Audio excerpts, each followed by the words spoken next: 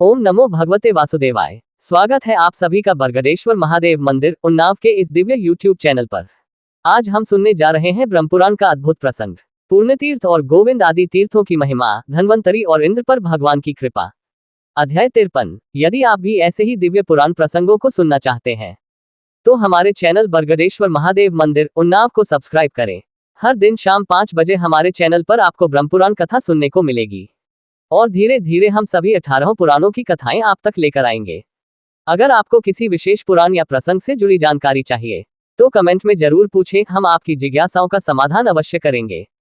तो आइए शुरू करते हैं दिव्य कथा। ब्रह्मा जी कहते हैं, गौतमी गंगा के उत्तर तट पर पूर्ण तीर्थ है। वहां यदि मनुष्य अनजान में नहा ले तो भी कल्याण का भागी होता है। पूर्ण तीर्थ के महात्म्य का वर्णन कौन कर सकता है, जहां स्वयं चक्रधारी भगवान विष्णु और पिनाकधारी भगवान शंकर निवास करते हैं। पूर्व काल में आयु के पुत्र धन्वंतरी राजा थे। उन्होंने अश्वमेध आदि अनेक प्रकार के यज्ञों का अनुष्ठान किया, भांति भांति के दान दिए तथा प्रचुर भोग भोगे। फिर भोगों की विषमता का अनुभव करके उन्हें बड़ा वैराग्य हुआ।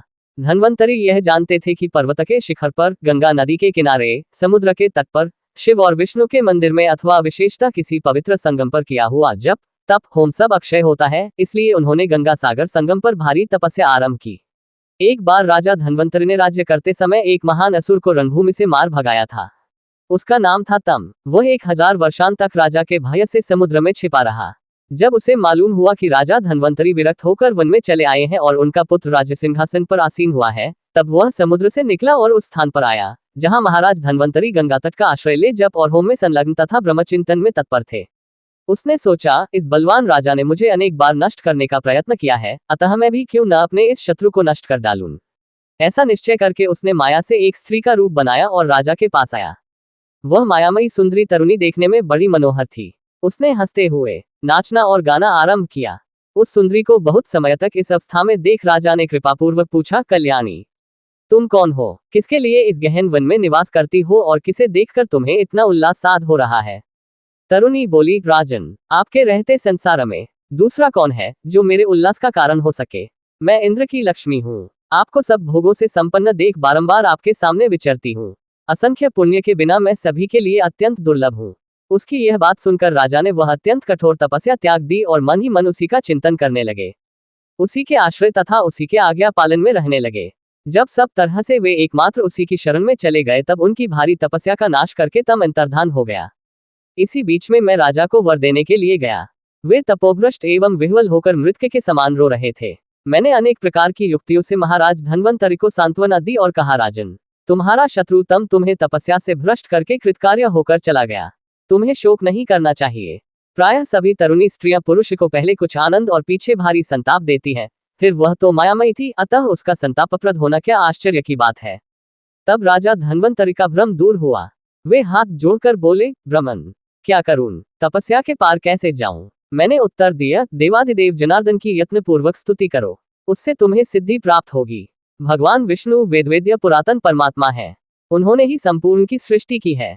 तीनों लोकों में उनके सिवा दूसरा कोई पुरुष ऐसा नहीं है जो प्राणियों के समस्त मनोरथों को सिद्धि कर सके। मेरी आज्ञा मानकर राजा धन्वंतरी गिरिराज हिमालय पर चले गए और वहां दोनों हाथ जोड़कर भक्तिपूर्वक भगवान विष्णु की स्तुति करने लगे।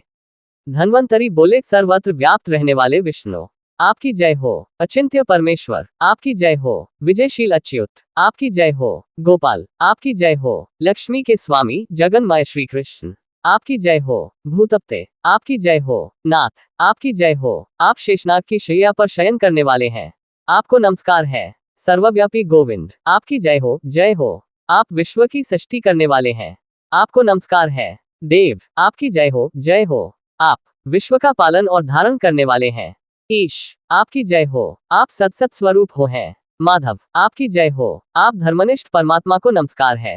कामनाओं को पूर्ण ज करने वाले और काम स्वरूप केशव, आपकी जय हो। गुणों के सागर श्री राम, आपकी जय हो। आप पुष्टि देने वाले और पुष्टि के स्वामी हैं, आपकी जय हो, जय हो। कल्याणदाता, आपको जय नमस्कार है। संपूर्ण भूतों के पालक, आपकी जय हो। भूतेश्वर, आपकी जय हो। आप मौन है धारण करने वाले हैं, आपको नमस्कार है। कर्म फलों के दाता, आपकी जय हो। आप ही कर्म स्वरूप हैं। पीतांबरधारी प्रभु, आपकी जय हो। सर्वेश्वर, आपकी जय हो। आप सर्वस्वरूप हैं। आप मंगल रूप प्रभु को नमस्कार है।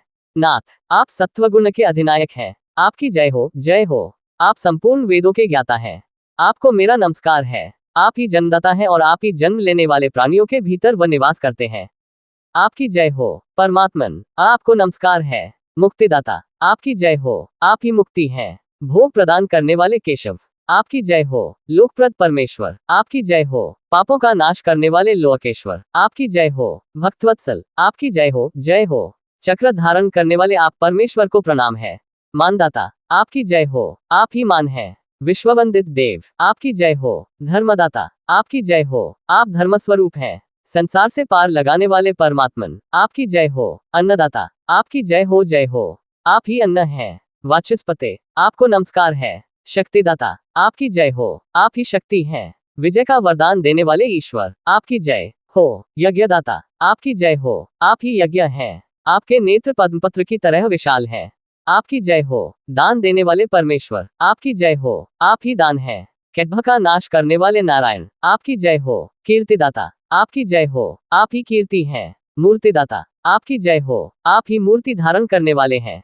सौख्यदाता, आपकी जय हो। आप ही सौख्य स्वरूप हैं। पावन को भी पावन बनाने वाले परमात्मन, आपकी जय हो। शांतिदाता, आपकी जय हो। आप ही शांति हैं। भगवान शंकर की भी उत्पत्ति के कारण, आपकी जय हो। ज्योति स्वरूप, आपकी जय हो। वामन, आपकी जय हो। वित्तेश, आपकी जय हो। धूममयी पताका वाले, न आपकी जय हो। संपूर्ण जगत के लिए दातारूप परमेश्वर, आपको नमस्कार है। पुंडरीकाक्ष, क्लेश निवारण करने में दक्ष है।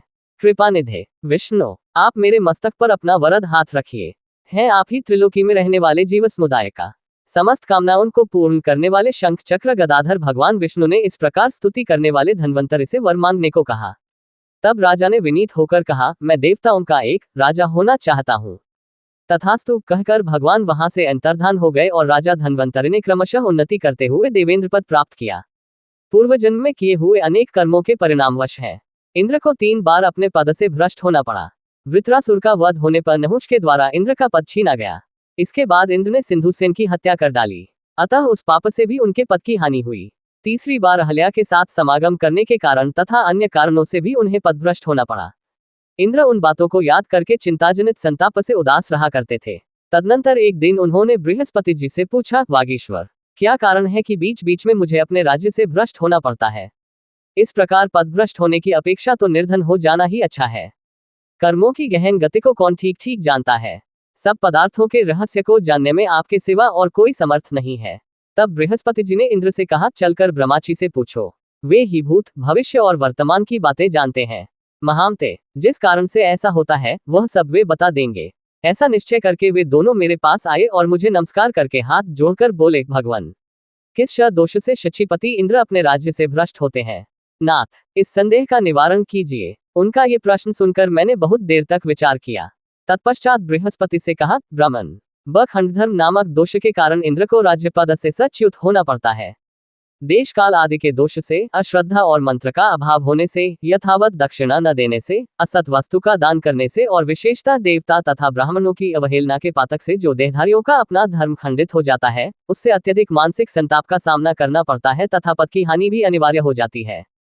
क्षोभपूर्ण चित्त से किया हुआ धर्म भी अनिष्ट का ही कारण होता है। उससे कार्य की सिद्धि नहीं होती। अपना धर्म पूर्ण न होने पर कौन सा अनिष्ट नहीं होता। यो कहकर मैंने उनके पूर्व जन्म का वृतांत भी बतलाया। पूर्व जन्म में इंद्र राजा आयु के पुत्र धन्वंतरि थे। उनकी तपस्या में तम नामक राक्षस ने विघ्न डाल दिया, फिर भगवान विष्णु ने उस विघ्न का निवारण किया। इस तरह इनके पूर्व जन्मों में ऐसे वृतांत अनेक हो सकते हैं। उन्हीं के फल से इन्हें कभी कभी अपने राज्य से वंचित रहना पड़ता है। मेरी बात सुनकर इंद्र और बृहस्पति दोनों को बड़ा आश्चर्य हुआ। उन्होंने फिर मुझसे ही पूछा, सुरश्रेष्ठ, खंडधर्म अथवा दोष का निवारण कैसे होगा? तब मैंने पुनः सोचकर कहा, सुनो, एक उपाय बताता हूँ जो समस्त दोषों का हारक, समस्त सिद्धियों का कारक और दुखमय संसार सागर से समस्त प्राणियों का तारक है। जिनके चित्त में संताप रहता है उनको इसी उपाय की शरण लेनी चाहिए। ये समस्त जीवों को शांति प्रदान करने वाला है।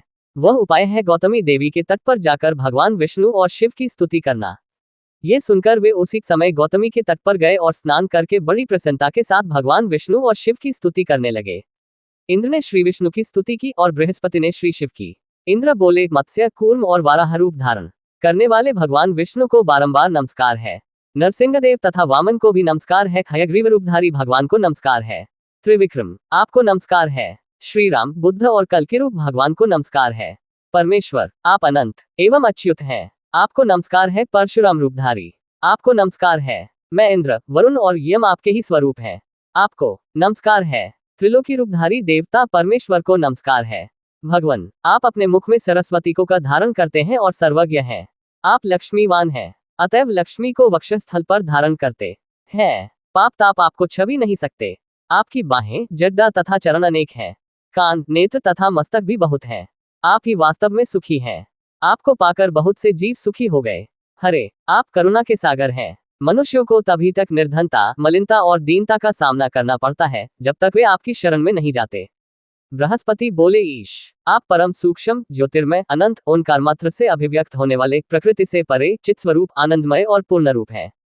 मुमुक्षु पुरुष आपका स्वरूप ऐसा ही बतलाते हैं। भगवान, जिनके हृदय में एक भी कामना नहीं है अथवा जो संपूर्ण मनोरथों को प्राप्त कर चुके हैं, वे भी पंचमहायज्ञों द्वारा आपकी आराधना करते हैं और उसके फल स्वरूप आपके दिव्य धाम अथवा दिव्य स्वरूप में, जो संसार सागर से परे है, प्रवेश कर जाते हैं।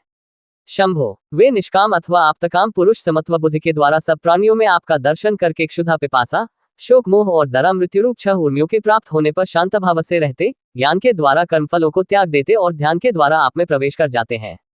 मुझमें न जाति के धर्म है, न वेद शास्त्र का ज्ञान है, न ध्यान का अभ्यास है और न मैं समाधि ही लगाता हूँ। केवल शांतचित भगवान शिव को, जो रुद्र, शिव और सोम आदि नामों से पुकारे जाते हैं, भक्ति के साथ प्रणाम करता हूँ। भगवान, आपके चरणों में भक्ति रखने से मूर्ख मनुष्य भी आपके मोक्षमय स्वरूप को प्राप्त कर लेता है। ज्ञान, यज्ञ, तप, ध्यान तथा बड़े बड़े फल देने वाले होम आदि कर्मों का सर्वोत्तम फल यही है कि भगवान सोमनाथ में निरंतर भक्ति बनी रहे। जगदाधार शिव सब जीवों के लिए सदा देखे और सुने हुए प्रिय फल की, स्वर्ग की तथा मोक्ष की प्राप्ति के लिए आपकी यह भक्ति ही सीढ़ी है। धीर पुरुष आपके चरणों की प्राप्ति रूपी फल के लिए दूसरी किसी सीढ़ी को नहीं बतलाते। दयालो, इसलिए आपके प्रति मेरी भक्ति बनी रहे। आपके श्रीविग्रह की सेवा का सौभाग्य प्राप्त होता रहे। दूसरा कोई उपाय नहीं है। ईश्वर, यद्यपि हम लोग पापी हैं, तथापि आप अपनी महिमा की ओर देखकर हम पर कृपा कीजिए। आप स्थूल, सूक्ष्म, अनादि, नित्य, पिता, माता, असत और सत्स्वरूप हैं। श्रुतियों और पुराणों ने इस प्रकार जिनका स्तवन किया है, उन परमेश्वर सोमनाथ को मैं प्रणाम करता हूँ। इन दोनों की स्तुतियों से भगवान विष्णु और शिव बहुत प्रसन्न हुए और बोले, तुम दोनों भी अत्यंत दुर्लभ अभीष्ट वर मांगो। तब इंद्र ने कहा, भगवान, मेरा राज्य बार बार अधिकार में आता और छिन जाता है। जिस पाप के कारण ऐसा होता है, वह पाप नष्ट हो जाए। यदि आप दोनों देवेश्वर अत्यंत प्रसन्न हो तो मेरा सब कुछ सदा स्थिर रहे। ये सुनकर भगवान शिव और विष्णु ने मुस्कुराते हुए इंद्र के वाक्य का अनुमोदन किया और इस प्रकार कहा, ये गोदावरी नदी ब्रह्मा, विष्णु और शिव इन तीनों देवताओं से संबंध रखने वाला महान तीर्थ है। यहाँ सबके मनोरथ पूर्ण होते हैं। तुम दोनों यहाँ श्रद्धापूर्वक स्नान करो। इंद्र के मंगल के लिए तथा इनके वैभव की स्थिरता के लिए बृहस्पति हम दोनों का स्मरण करते हुए इंद्र का अभिषेक करें तथा उस समय निम्नार्कित मंत्र भी पढ़ें। एह जन्मनि पूर्वस्मिन् यत्किंचित् सुकृत कृतम् तत्सर्वं पूर्णतामेतु गोदावरी नमोस्तुते। गोदावरी, मैंने इस जन्म में अथवा पूर्व जन्म में जो कुछ भी पुण्यकर्म किया हो, वह सब पूर्णता को प्राप्त हो। आपको नमस्कार है। जो इस प्रकार स्मरण करके गौतमी गंगा में स्नान करता है, उसका धर्म हम दोनों की कृपा से परिपूर्ण होता है तथा वह साधक अपने पूर्व जन्म के दोष से भी मुक्त होकर पुण्यवान हो जाता है। इंद्र और बृहस्पति ने बहुत अच्छा कहकर की आज्ञा स्वीकार की और दोनों प्रसन्न होकर उस कार्य में लग गए। देवगुरु ने इंद्र का महाभिषेक किया। उससे एक नदी प्रकट हुई जो पुण्य और मंगला कहलाई। उस नदी के साथ जो गंगा जी का संगम हुआ, वह बड़ा ही पवित्र एवं कल्याणकारक है। इंद्र की स्तुति से प्रसन्न होकर जगन्मय भगवान विष्णु प्रत्यक्ष प्रकट हुए और उनसे इंद्र ने त्रिलोकी का राज्य प्राप्त किया। अतः इंद्रम गामविंदयत, इस व्युत्पत्ति के अनुसार भगवान वहां गोविंद के नाम से विख्यात हुए, क्योंकि इंद्र ने उनसे त्रिलोकमयी गो प्राप्त की थी। देवगुरु बृहस्पति ने जहां इंद्र के राज्य की स्थिरता के लिए महादेव जी का स्तवन किया, वहां वे सिद्धेश्वर नाम से निवास करते हैं। सिद्धेश्वर नामक शिवलिंग की संपूर्ण देवता भी पूजा करते हैं। तब से वह तीर्थ गोविंद तीर्थ के नाम से विख्यात हुआ। वही मंगला, संगम, पूर्ण तीर्थ, इंद्र तीर्थ और बारहस्पत्य तीर्थ भी है। उन तीर्थों में जो स्नान, दान अथवा किंचन मात्र भी पुण्य का उपार्जन किया जाता है, वह सब अक्षय होता है। वहां का श्राद्ध पितरों को अत्यंत प्रिय है। जो मनुष्य प्रतिदिन इस तीर्थ के महात्म्य को सुनता, पढ़ता और स्मरण करता है, उसे खोए हुए राज्य की प्राप्ति होती है। नारद, वहां गौतमी के दोनों तटों पर 37,000 तीर्थ रहते हैं, जो सब प्रकार की सिद्धि देने वाले हैं। यदि आपको हमारे वीडियो ज्ञानवर्धक लगे तो लाइक, शेयर और सब्सक्राइब करना न भूलें। ताकि अधिक से अधिक लोग पुराणों की इस अमृत धारा से जुड़ सकें। अगर ये जानकारी पसंद आई हो तो हमारे चैनल बरगदेश्वर महादेव मंदिर उन्नाव को लाइक, शेयर और सब्सक्राइब करना न भूलें। फिर मिलेंगे नई जानकारी के साथ।